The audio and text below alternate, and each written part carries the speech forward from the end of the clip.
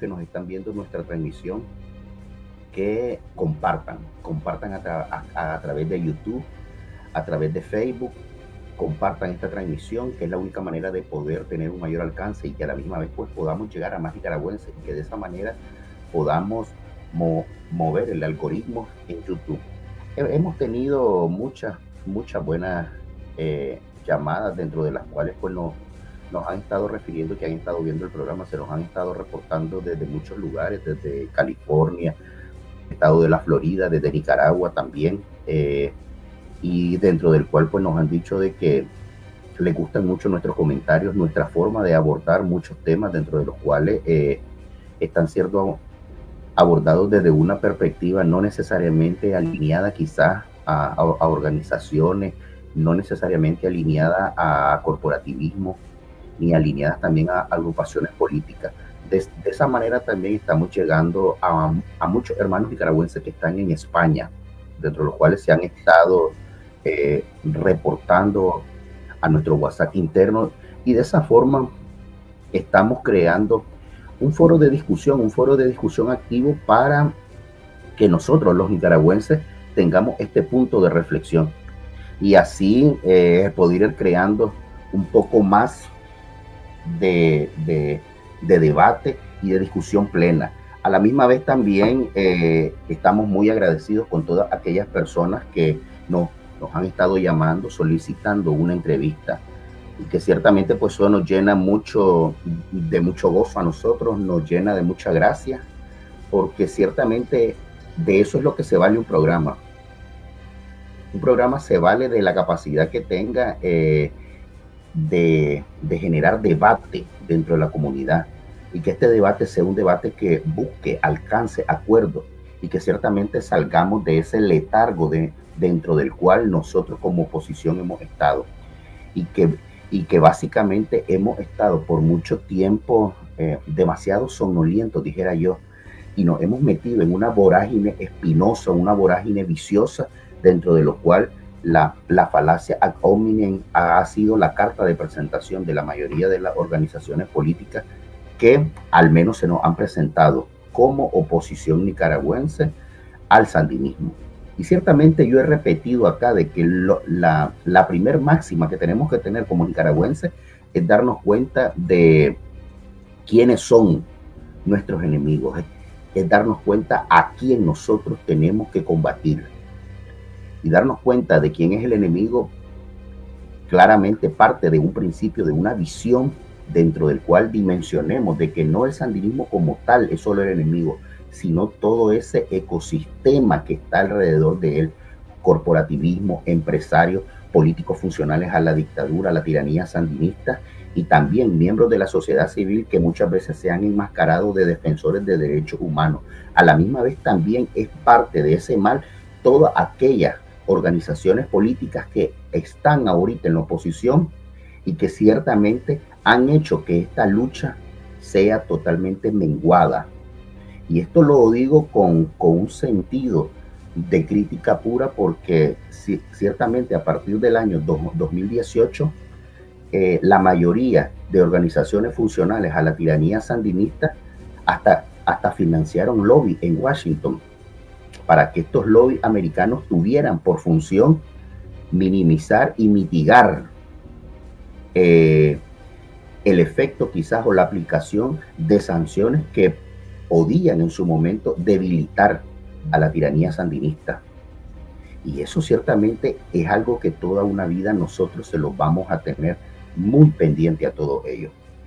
Hoy en día vamos a estar platicando un poco, voy a hacer una conversación un poco rápida y dinámica con ustedes sobre lo que fue después de 1979 la conformación o la estructuración de eso que llamaron Junta de Gobierno y Reconstrucción Nacional, y que claramente para asomar un poco el sentido hacia esos momentos históricos en nuestra vida tenemos que darnos cuenta de que 1979 marca un antes y un después en Nicaragua, y marca el inicio de lo que ha sido muy claramente determinado como la noche oscura, dentro de lo cual implícitamente se dieron una serie de vejámenes, delitos, confiscaciones, abusos, asesinatos selectivos, a todo aquello que oliera diferente a lo que ellos llamaban por revolución. Y que claramente si las guerras en sí o si las guerras per se se construyeran desde una perspectiva en que quienes las construyen, quienes la organizan o quienes la promocionan fueran al frente de guerra, pues las guerras tuvieran un sentido, creo yo, muy diferente. Pero ciertamente quienes organizan, patrocinan y construyen todos estos procesos bélicos están en posiciones muy totalmente aisladas de la amenaza de vida que en sí se la están jugando quienes están en el frente de batalla. Y es por eso que creo que cualquier nicaragüense promedio con 5 dedos de frente no está de acuerdo en apoyar o al menos instigar a un proceso bélico en Nicaragua. Demasiado hemos tenido para nosotros estar instigando un proceso bélico. Claramente también estamos claros de que muchas veces ciertos males, ciertos cánceres sociales, como lo es el sandinismo, muchas veces atiborra la reflexión de nosotros mismos y crea una suerte de cansancio social dentro de los cuales no vemos otra forma más que un proceso bélico para salir de la tiranía sandinista. Pero también tenemos que tener claro que existen muchos instrumentos, existen muchas formas dentro de las cuales podemos nosotros hacer una acción política de oposición dentro de la cual podamos usar a la comunidad internacional, a los foros internacionales, para que a través de ellos, al menos medianamente, contemplen la posibilidad de sanciones que realmente debiliten a la tiranía, sanciones que rompan con su esquema financiero, sanciones que los deje totalmente aislados del contexto internacional. Eso sí lo podemos hacer nosotros y es ahí donde tenemos que apuntar todos nuestros cañones. Entrando un poquito el tema, lo que fue en 1980. En 1980 se constituye lo que es la Junta de Gobierno y Reconstrucción Nacional, a lo que se le llamaba en su momento como el Poder Ejecutivo. Esto era una suerte de un espacio de concertación desde diferentes personalidades. Lógicamente, puedo asumir, ya por efecto de la historia misma, que la mayoría de estas personalidades quizás no eran militantes del Frente Sandinista, pero tenían un grado de simpatía. Prueba de ello era que el Frente Sandinista no iba a poner al frente en esa Junta de Gobierno y Reconstrucción Nacional a gente que claramente no compartiera con ellos al menos de los preceptos naturales, ideológicos que ellos tenían. Y que lógicamente en su momento hay evidencia dentro de las cuales muchos de los directivos de lo que fue el Frente Sandinista en ese momento como organización guerrillera dieron entrevistas a medios internacionales y en donde, por ejemplo, Bayardo Arce definía muy bien que una vez que ellos alcanzaran el poder, no iba a ser o no iban a constituirse como un gobierno comunista polarizado, como estaba en esos momentos con la Guerra Fría, Estados Unidos con la Unión de Repúblicas Socialistas Soviéticas, sino que iban a ser una especie de gobierno totalmente aislado de esa polarización, lo cual luego no se cumplió, lo cual luego una vez ellos alcanzaron el poder, polarizaron el poder, lo polarizaron ideológicamente y totalmente se sesgaron a la causa comunista. La Junta de Gobierno y Reconstrucción, en la Junta de Gobierno y Reconstrucción Nacional se pactó que la responsabilidad ejecutiva y administrativa del Estado correspondía a ella nada más. En el artículo 10, dentro de los cuales construyen una serie de artículos y se los anexan a la Carta Magna, o sea, a nuestra Constitución, el artículo 10 cita de que mientras no se dicte la nueva Constitución Política de la República, la Junta de Gobierno y Reconstrucción Nacional asume las facultades del Poder Ejecutivo. Hasta ese momento todo pintaba de buena manera, hasta ese momento todo parecía de que Nicaragua se iba a enrumbar hacia una suerte de democracia en formación. Lo que sí luego vino después, en el mismo año 1980, cuando el Frente Sandinista se dio cuenta de que quienes estaban en la Junta de Gobierno y Reconstrucción Nacional no necesariamente estaban de acuerdo, por ejemplo, en nominar a Nicaragua como país, como un Estado comunista más. Entonces eso empezó a abrir una suerte de contraveniencias dentro de ellos, en donde el Frente Sandinista toma la decisión de dar un golpe de Estado. Y esto tienen que tenerlo muy claro. ¿Por qué? Porque hoy en día esa palabra nosotros la hemos escuchado. Y básicamente Daniel Ortega y toda su pandilla con el Frente Sandinista tipifica al alzamiento de abril como los golpistas.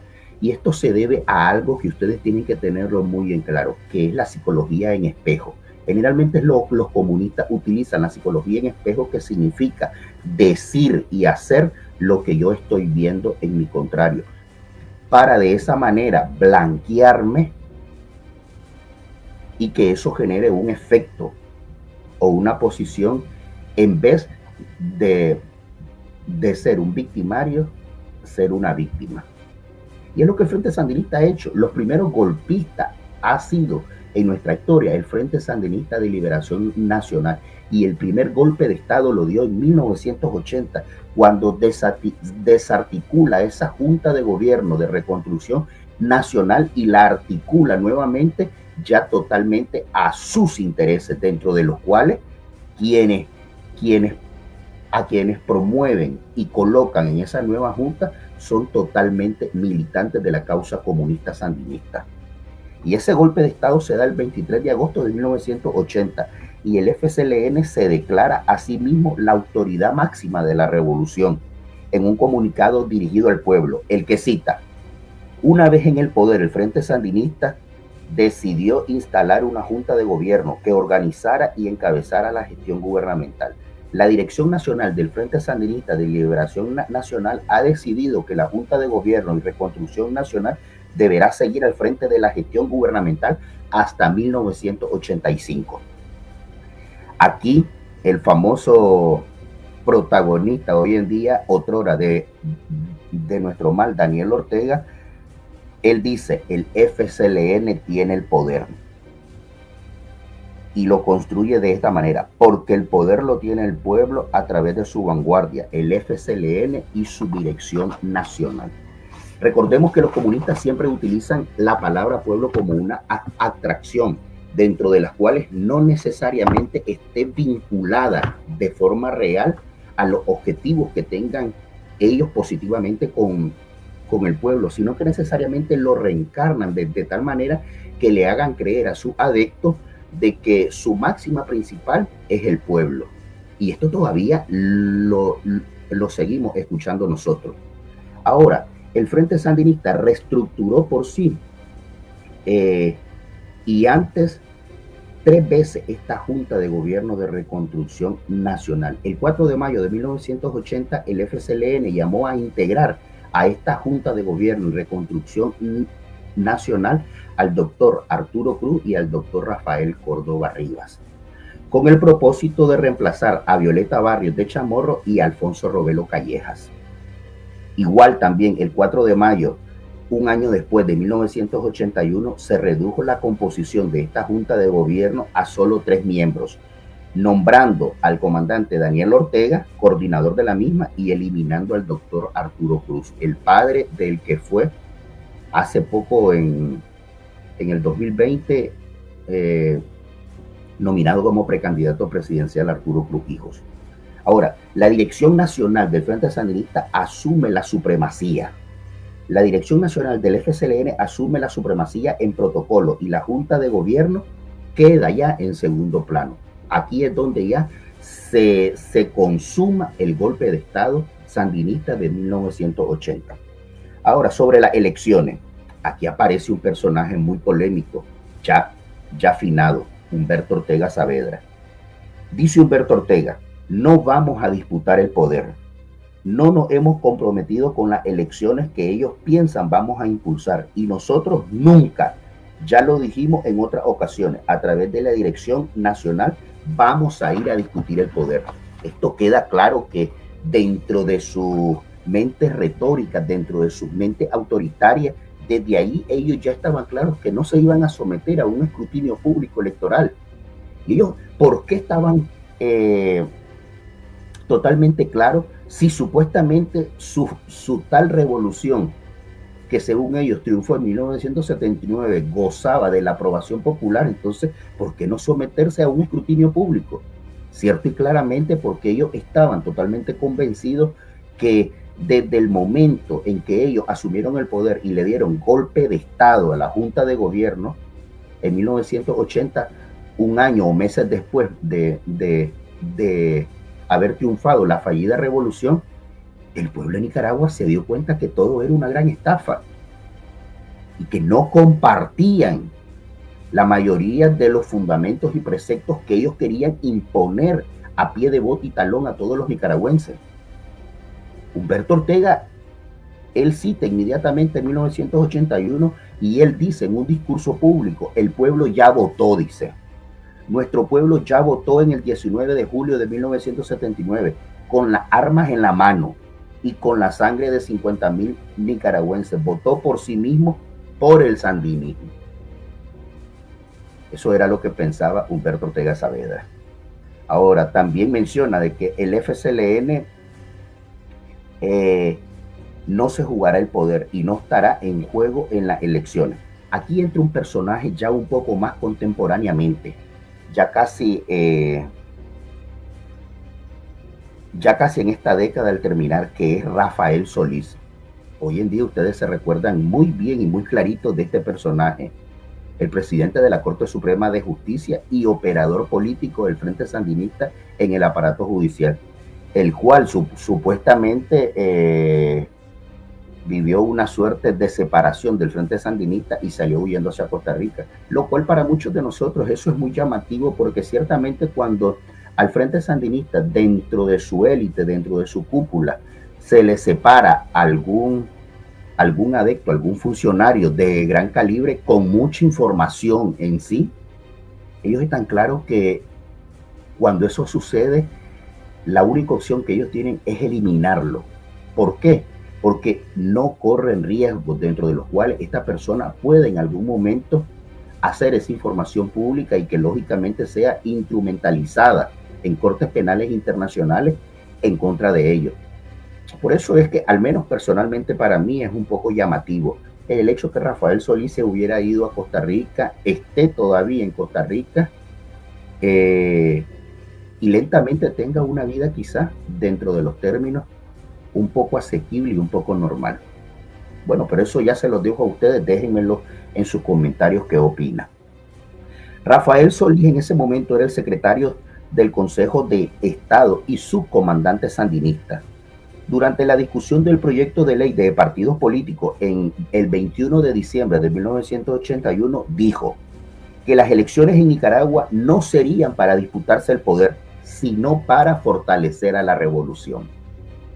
Un comentario más dentro de los cuales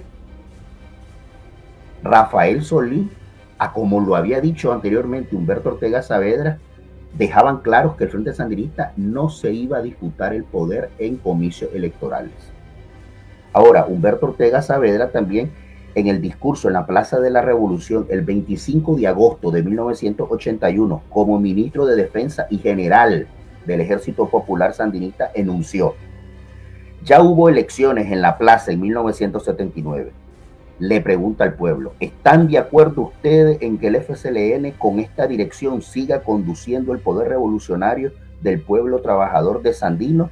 Lógicamente, todos los que estaban en la plaza, que eran adeptos al Frente Sandinista, vociferaron colectivamente sí. ¿Están de acuerdo en que este proceso siga contando con la unidad de toda la nación, de los obreros y los campesinos, con los empresarios honestos y patriotas, y no con los sinvergüenzas y explotadores? Lógicamente todos los adeptos ahí gritaron que sí.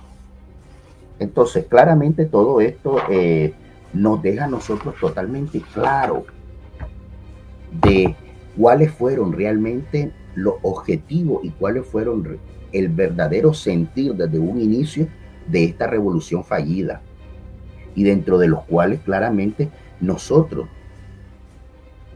nos hemos dado cuenta a través de la historia de que nunca existió tal revolución, nunca existió como un proyecto de reivindicación social como la llamaban ellos, nunca existió esa promoción hacia la democracia, nunca existió la formación de ese culto al patriotismo.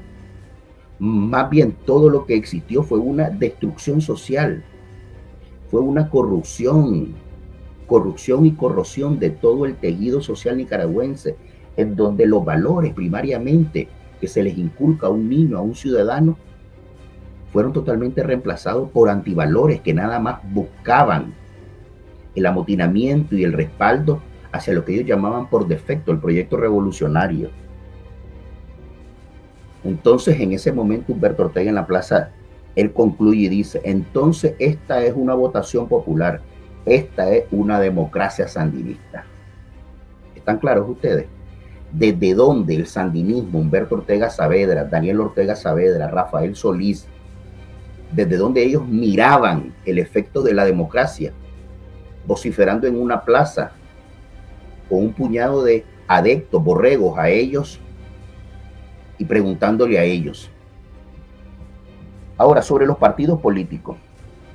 El proyecto de ley de partidos políticos presentado al FCLN, que era lo que ellos llamaban el Consejo de Estado en esos momentos, el 18 de noviembre de 1980, negaba a los partidos políticos el derecho cívico de conquistar el poder.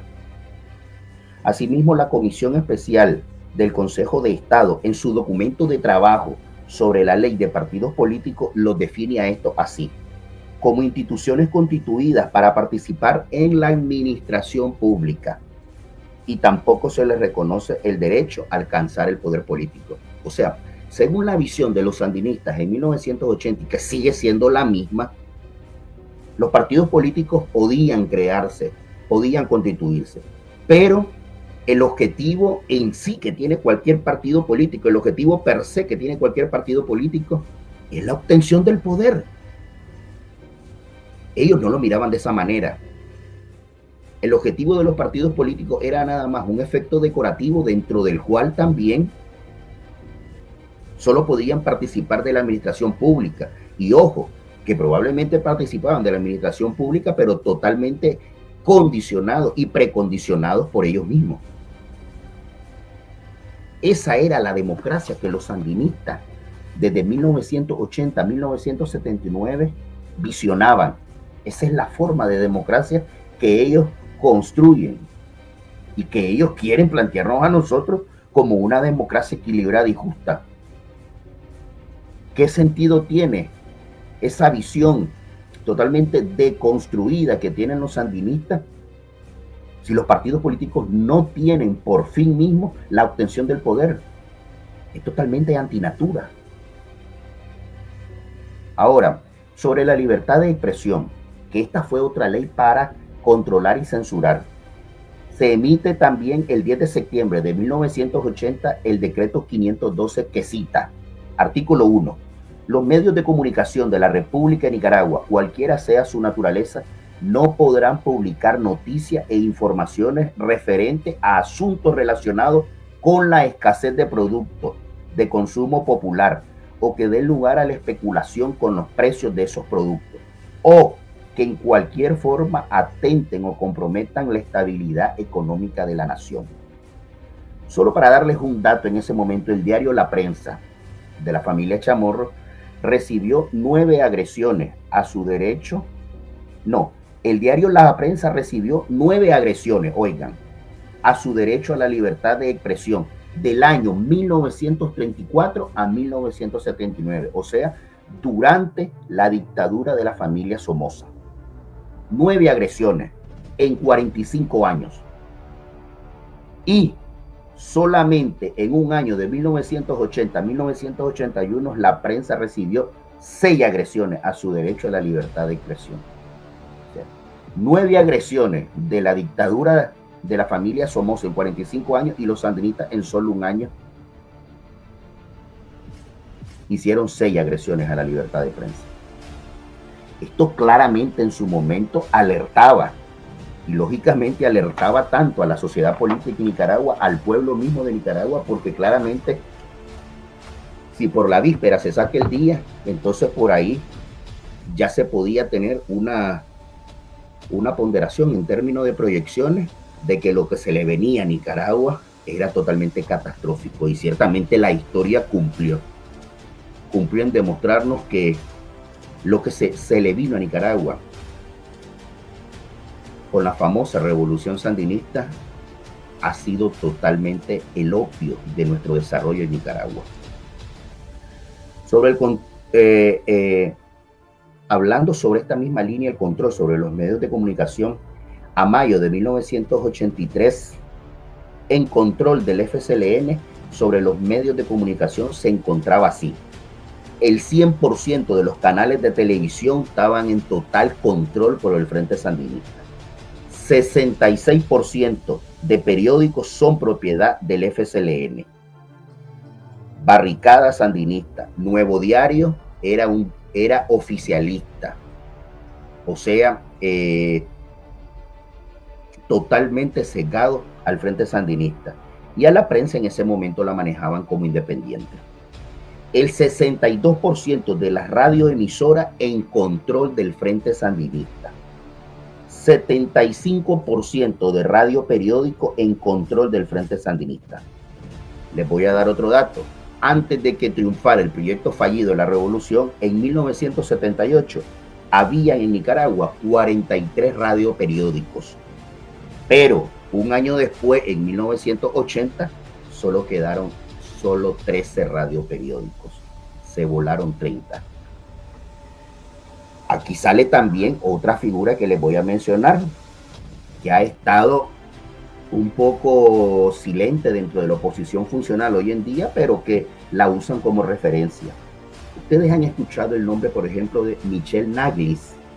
Era teniente. La teniente Michelle Naglis era la que fungía como directora de medios de comunicación en la década de los 80. Y fue la responsable de crear totalmente o de fortalecer todo este aparataje de control de los medios de comunicación, confiscaciones, robo, apresamiento, amenaza, torturas a periodistas.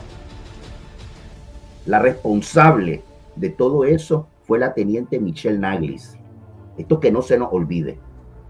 Hoy en día presentada como filóloga, poetisa, narradora y teóloga nicaragüense.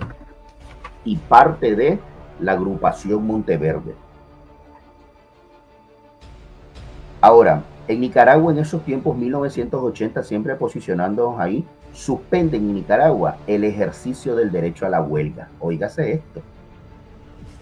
Un proyecto revolucionario, según ellos, dentro del cual uno de sus mayores postulados era la reivindicación de los derechos, el derecho a la protesta. Ellos son los primeros que suspenden en Nicaragua el ejercicio del derecho a la huelga.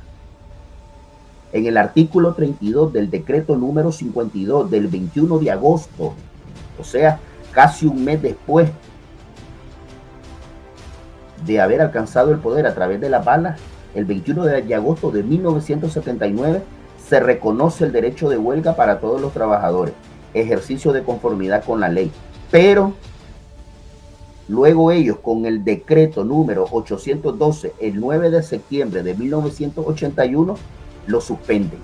Y cita, se suspenden en todo el territorio nacional el ejercicio del derecho contemplado en el artículo 50 del decreto número 52 del 21 de agosto de 1979, en todo lo referente a la aplicación de esta ley por las autoridades competentes y lo dispuesto en el artículo 32.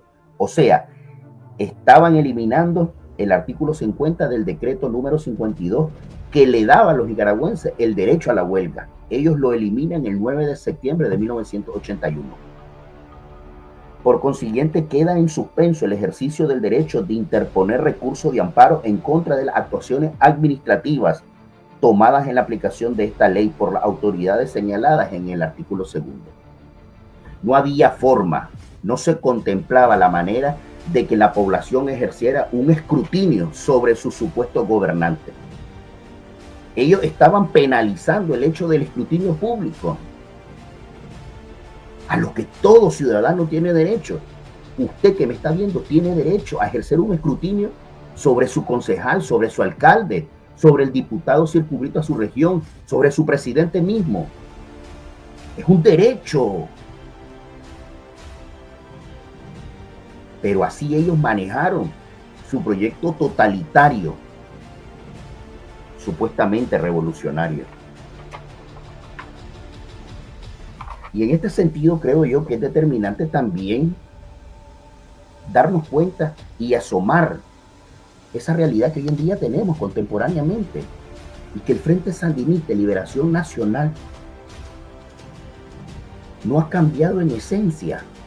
Sí, probablemente en algún momento para fines electorales, cuando ellos estaban en la lucha por otra vez alcanzar el poder, mimetizaron su verdadera faceta. Vendieron aquella imagen de que era un partido multicolor. Llegaron a reemplazar el rojo y negro por el rosado chicha y por todos esos colores que eventualmente, en efectos de marketing y de publicidad, generaban una perspectiva diferente, porque ellos sabían que tenían que conquistar el voto joven. Sabían muy bien que Nicaragua, la estructura poblacional de Nicaragua, al menos la estructura votante activa, es totalmente menor de 45 años. Más del 62% de los votantes activos en Nicaragua tienen menos de 45 años. Nicaragua en su población es tipificada como una pirámide poblacional progresiva, porque tiene más jóvenes y más adultos jóvenes que personas ancianas. No es lo que pasa en países como Canadá, como algunos países nórdicos en Europa, que tienen una población regresiva. O sea, que hay más ancianos que jóvenes. Ellos sabían, el Frente Sandinista, conocían muy bien estos fenómenos, conocían muy bien a qué tipo de mercado diferenciado en grupos etarios, en grupos de edad, ellos tenían que focalizar todos sus cañones para poder conquistar ese voto. Lo que sí nosotros tenemos que estar claros y estructurar una campaña activa es empezar a desmitificar todas las falacias del sandinismo. Y lo primero que tenemos que desmitificar del sandinismo es al que por defecto ellos dicen que tienen como máximo guerrillero sandino, dentro del cual yo he explicado en estos programas, Sandino no fue más que un bandolero y un separatista. Y eso no lo dice Freddy Gavino Blandón, eso lo dice la historia, biógrafo de él. Sandino fue un separatista y que lógicamente tenía dentro de su perspectiva una serie de conflictos, una serie de complejos